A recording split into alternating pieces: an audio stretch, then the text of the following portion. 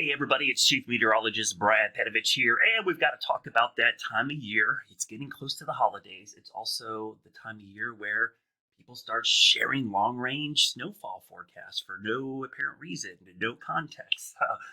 So we're going to talk about the pattern because we are going to see a colder pattern going later into the month, and it is the holidays, so folks love to see snow and cold. The problem is the snow part isn't really there yet, and I'll talk more about that in a minute. Let's talk about first, though, the sunshine. That actually returning today for the first time in a long time.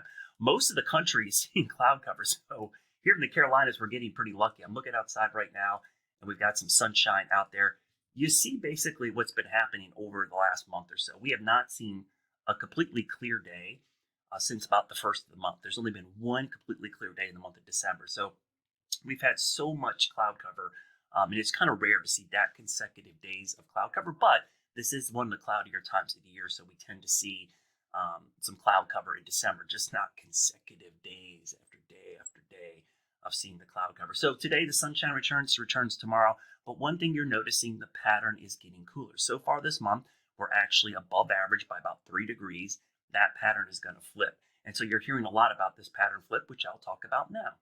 Before we get to the flip, let me show you the temperatures so far this month. So this is the first 11 days of December. You can see most of the eastern half of the country, and especially the deep south, is running from a couple degrees to as much as 10 to 15 degrees above average for the first, basically, 11 days of the month. So the pattern change coming is going to be colder than what we've seen so far. The question is it going to be well below average like we saw the first half, above average? So that's the big question as we go into the next couple of weeks. But the pattern is changing, and I'll show you what I mean by that. We're going to look at some upper level charts, and again, I'll kind of explain what's going on here. What we're looking for, are we seeing troughiness or ridge? The darker colors of red and brown, that's where we have abnormally high ridging or high pressure. Where we see the greens and the blues, that's where we have low pressure, typically storminess and colder temperatures. So this is what's happening right now. We're starting to see a big system develop across the middle of the country. That is basically moving across the northern plains. So this is a 5-day average of the 500 millibar chart. So you can see most of the lower 48 looking stormy and colder as warm air is surging up into Alaska. We're seeing warm air in parts of Greenland and eastern Canada. That typically drives cold air into the U.S. The only question you have is how far south, how intense is this going to be? And right now it looks like, at least for the northern plains, it looks like a sure bet we're going to see some really cold temperatures, but this is going to spread south and east over time. The question is how far south and east. You see it relax a little bit going into next week, but then as we get towards Christmas, we're going to go just past Christmas. You could see more of a hint on the East Coast. So this is why the pattern is starting to look more interesting. But remember, Christmas is still, 12 days out, 13 days out? So it's beyond even the 7 to 10 day range where we would even start looking at patterns. So to get too excited about this right now is outside of the range of what is actually usable data. It's just something to keep an eye on right now. As you guys know, I have pretty strict winter weather rules here, and I'll kind of move my head out of the way. 7 to 10 days is out where you start looking for pattern recognition. Is it favorable in the southeast to see snow? Right now, that is not there yet. We're not even in that time range, and even in the 7 to 10 day period, it's not favorable. 5 to 7 days out, is that trend going up or down? And then 3 to 5 days, you start talking about timing, type of storm. Is it snow, ice, mix? 1 to 3 days is where you start getting into the details, amounts, location, timing. The problem is, what you see on social media way too often, is that 10 to 15 days out, people are down here doing this, and we haven't even gotten here yet. So that's why you will, trust me, I will talk about a pattern if it looks favorable. I love snow. I love the cold and snow. I don't want 6 months of it, but I love it. But I like being right more.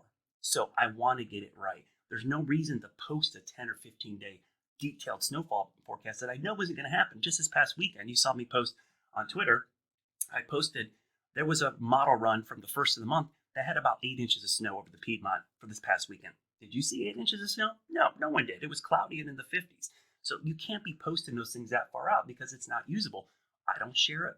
And for that reason, most meteorologists that know what they're doing aren't going to share this stuff. So let's talk about the pattern, though, because the pattern, it's there. If we start looking at the long range forecast, we could start seeing some of the hints of this. Now, for folks who are saying, Brad, it looks like snow next week, let's look at the ensembles here. Okay, here are the ensembles. This is the European ensembles. You could see not many members have snow. Next week, the 21st, Nothing. Now there's a little bit of a signal here, the 25th, 26th, 27th, but it's not strong. That's the European ensembles. Let's look at the GFS ensembles, 0. So between the two ensembles, we've got 51 members here if you consider the control. Here you've got 31 with the control. Okay? The fact that so few members have any snow over the area in both ensembles is not a favorable pattern. So people say, "Oh, the ensembles are pointing at it." They're not. They're not pointing at snow right now. So I don't care what your app says. I don't care what somebody who found a map online posts. We're not there yet, folks. Trust me. If we are, we'll start talking about it. The thing we're at right now is a colder pattern. That's what we're at right now. And so let's talk about that. So let's look at this long range outlook. If we start looking at the long range outlooks for temperature for the whole United States, I'm going to show you the 6 to 10 day outlook first. So the 6 to 10 day outlook includes December 17th through December 31st. Most of the country, we're looking at below average temperatures. What you're seeing here are the probabilities of below average temperatures. This is about an 80 to 90% chance of below average temperatures. This little appendage down here, this is in the basically 50, 60% chance of below average temperature. So you see, we're going to be cooling down over time. Let's go 8 to 14 days. 8 to 14 days is the 19th through Christmas Day. So most of the country is going to experience colder temperatures. And you can see the heart of the cold starts shifting east. So it's likely going to get progressively colder as we go through the month. We're probably going to start with 40s for highs, and then maybe by next week, there might be a couple days around Christmas weekend going into it. We might see highs only in the 30s. Now, that's the cold. To get winter weather, you need cold and moisture. Let's look back at the precipitation forecast. Okay, we're cold, but there's a below average precipitation to near average. Let's go 8 to 14 days.